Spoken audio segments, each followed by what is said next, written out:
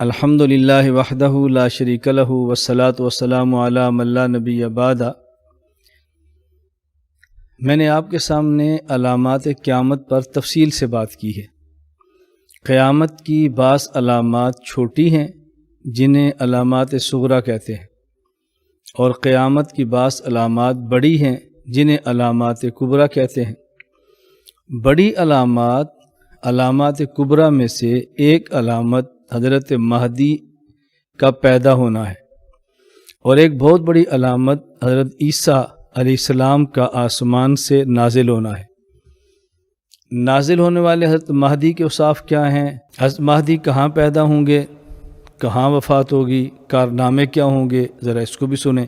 آمد مہدی یہ نہیں کہنا ظہور مہدی، بلکہ آمد مہدی۔ حضرت مہدی آئیں گے، پیدا ہوں گے، یہ نہیں کہ پیدا ہو چکے اور ظاہر ہوں گے۔ ہمارا عقیدہ یہ نہیں کہ ظاہر ہوں گے، ہمارا عقیدہ پیدا ہوں گے۔ آمد مہدی حضرت فاطمہ رضی اللہ عنہ کی اولاد سے ہوں گے۔ نام ان کا محمد ہوگا، والد کا نام عبداللہ ہوگا۔ رسول اکرم صلی اللہ علیہ وسلم کے شکل اور کردار میں مشابہ ہوں گے۔ دنیا میں کفر کا غلبہ ہوگا، حتیٰ کہ شام اور قسطنطنیہ پر بھی عیسائیوں کی حکومت آ جائے گی، اور اسلام سمرتا سمرتا مدینہ پہنچنا شروع ہو جائے گا۔ حضرت مدینہ میں ہوں گے، مدینہ میں باتیں شروع ہو جائیں گی کہ حضرت مہدی کو تلاش کرنا چاہیے۔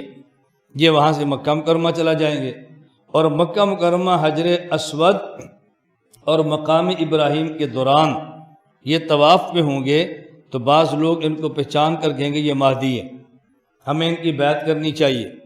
اور اس وقت غیب سے آواز بھی آئے گی کہ یہی مہدی ہیں جو اللہ کی طرف سے حاکم اور خلیفہ متعین ہیں، اور لوگ ان کی وہاں بیعت شروع کر دیں گے۔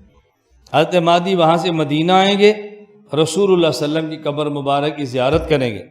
وہاں سے شام آئیں گے، نصارہ سے جہاد کریں گے اور شام پر فتح حاصل کریں گے۔ پھر قسطنطنیہ جائیں گے، وہاں پہ فتح حاصل کریں گے۔ پھر واپس شام کے علاقے میں آئیں گے۔ عصر کی نماز کا وقت ہوگا کہ حضرت عیسیٰ علیہ السلام دو فرشتوں کے کندھوں پر ہاتھ رکھے ہوئے دمشق کی جامع مسجد پر مینار پر اتریں گے، اور وہاں سے سیڑھی کے ذریعے ان کو مسجد میں اتارا جائے گا۔ حضرت مہدی فرمائیں گے نماز آپ پڑھاؤ۔ عیسیٰ علیہ السلام فرمائیں گے میں نے تو دجال کو قتل کرنا ہے، میری وہ ذمہ داری ہے، مصلی آپ کے نماز آپ خود پڑھائیں۔ حضرت مہدی پڑھائیں گے تو حضرت مہدی 40 سال کی عمر میں خلیفہ بنیں گے، 7 سال تک خلافت کا نظام قائم کریں گے، اور 47 یا 48 عمر میں انتقال فرما کے دنیا سے رخصت ہو جائیں گے۔ حضرت عیسیٰ علیہ السلام کہاں نازل ہوں گے، کیا کام فرمائیں گے، اور کہاں ان کی وفات ہوگی، ذرا اس کو بھی دیکھ لیں۔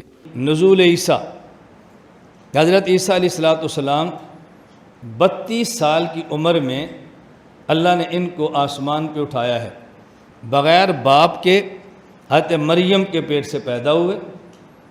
اور حضرت عیسیٰ علیہ السلام وہ شخص ہیں جو پیدائشی طور پہ نبی تھے۔ باقی انبیاء تو 40 سال کے بعد اعلان نبوت ہوتا نا، اور یہ پیدائشی طور پہ نبی تھے۔ اور عام نبی کو 40 سال کے بعد حکم ہوتا ہے، اعلان نبوت کا وحی آتی، اور یہ بچپن سے نبوت کا اعلان تھا، وجعلنی نبیّا، اللہ نے مجھے نبی بنایا۔ 32 سال کی عمر میں اللہ رب العزت نے ان کو زندہ آسمان پر اٹھا لیا ہے۔ قرآن کریم میں ہے اذ قال اللہ یا عیسیٰ انی متوفیک ورافعک الیہ۔ یہاں متوفی کا پہلے ذکر کیا اور رافع کا بعد ذکر کیا۔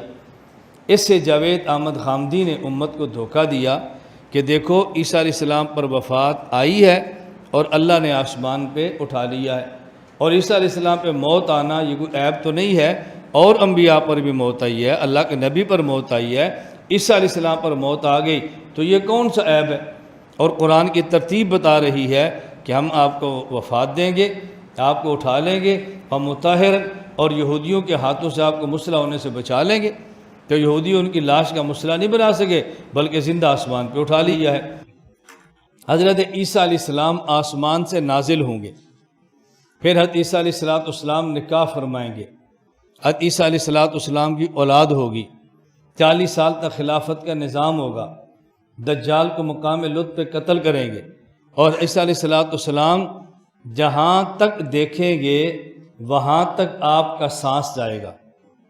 ناک سے بندہ سانس لیتا ہے نا، پھر باہر نکالتا ہے، جب سانس نکالیں گے تو جہاں تک نگاہ ہے وہاں تک جائیں گے، اور یہاں تک جتنے کافر ہوں گے، جس کو سانس لگتا جائے گا وہ کافر اپنی موت مرتا جائے گا۔ چند دنوں کا معاملہ صفائی ہو جائے گی، پھر اس کرۂ ارض پہ کوئی کافر موجود نہیں ہوگا، سب ایمان والے موجود ہوں۔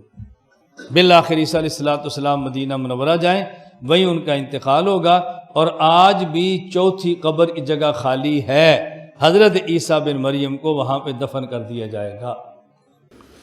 یہ میں نے دو باتیں بطور خاص اس لیے کی ہیں کہ ابھی کچھ عرصہ قبل ملیشیا میں ایک آدمی نے مہدی ہونے کا دعویٰ کیا جس کا نام مصطفیٰ ہے۔ کچھ لوگوں نے پاکستان میں دعویٰ کیا، عدالتوں نے سزائیں دیں، وہ جیلوں میں گئے۔ ابھی ہندوستان میں ایک شخص نے دعویٰ کر دیا جس کا نام شکیل بن حنیف ہے۔ تو جس طرح کسی نہ کسی دور میں بعض لوگوں نے کسی کے کہنے پر یا خود لیڈر بننے کے شوق میں غلط اور جھوٹے دعوے کر کے خود جہنم لی ہے اور دوسرے لوگوں کو جہنم کا ایندھن بنایا ہے، اللہ ہم سب کی حفاظت فرمائے۔ اسی طرح آج کے دور میں بھی کچھ لوگ یہ کام کر رہے ہیں، جن میں اس وقت شکیل بن حنیف کے نام پر ہندوستان میں ایک شخص ہے کہ جس نے یہ دعویٰ کیا ہے۔ آپ اس کا بیک گراؤنڈ دیکھیں، آپ اس کا پس منظر دیکھیں، آپ اس کا نام دیکھیں، پیدائش کی جگہ دیکھیں، تعلیم دیکھیں، اس کے کام نہیں کرتوت دیکھیں، مسلمانوں میں تفریق کا سٹائل دیکھیں، تو کیا ایسا شخص مہدی ہو سکتا ہے؟ بجائے مہدی ماننے کے مزید لوگ اس کو عیسیٰ بن مریم مانے، کیا ہو سکتا ہے؟ حضرت عیسیٰ علیہ السلام بغیر والد کے پیدا ہیں، والدہ کا نام مریم ہے، اللہ رب العزت نے زندہ آسمان پہ ان کو اٹھایا ہے، آسمان سے پہلے، قیامت سے پہلے آسمان سے نازل ہوں گے۔ اب بتاؤ، اتنی واضح صفات ہونے کے باوجود پھر بھی اگر کوئی شخص حماقت اور پاگل پن کی بنیاد پر یہ دعویٰ کرے کہ میں عیسیٰ ہوں، وہ قادیان کا غلام احمد ہو یا وہ ہندوستان کا شکیل بن حنیف ہو، کیا اس کو مانا جا سکتا ہے؟ اسی طرح مہدی ہونے کا دعویٰ کرنے والا کو ملیشیا کا ہو یا یہ دعویٰ کرنے والا کو ہندوستان کا ہو، کیسے تسلیم کیا جا سکتا ہے؟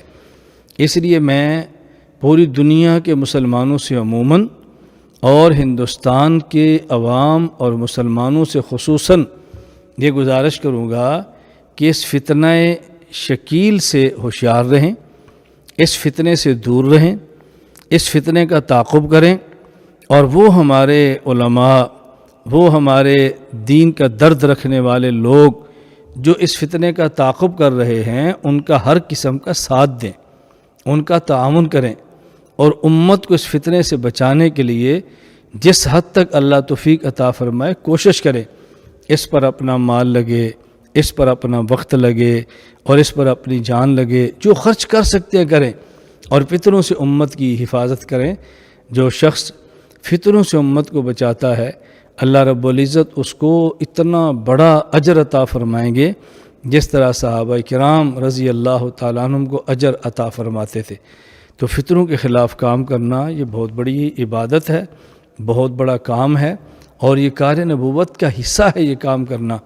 میں اس لیے ایک تو وہ تمام حضرات جو ہندوستان میں شکیل بن حنیف کے فتنے کے خلاف کام کرتے ہیں، ان کی تائید بھی کرتا ہوں، ان کے لیے دعا بھی کرتا ہوں، اور جس حد تک ممکن ہو ہم تعاون بھی کریں گے انشاءاللہ العزیز۔ اللہ ان کی اس محنت کو قبول فرمائے، اللہ رب العزت اپنی شان شان اجر عطا فرمائے، اور باقی لوگوں سے ان سے تعاون کرنے کی درخواست کرتا ہوں، اور جہاں تک ہماری آواز پہنچتی ہو ان سے گزارش کروں گا اس فتنے سے خود کو محفوظ رکھیں، اپنے خاندان کو محفوظ رکھیں، محلے والوں کو محفوظ رکھیں، اپنے گاؤں اور شہر والوں کو بچائیں، اور اس فتنے سے جس حد تک بچ سکتے ہیں بچیں، اور اس فتنے کے خلاف کام کرنے والوں کا جس حد تک تعاون کر سکتے ہیں کریں۔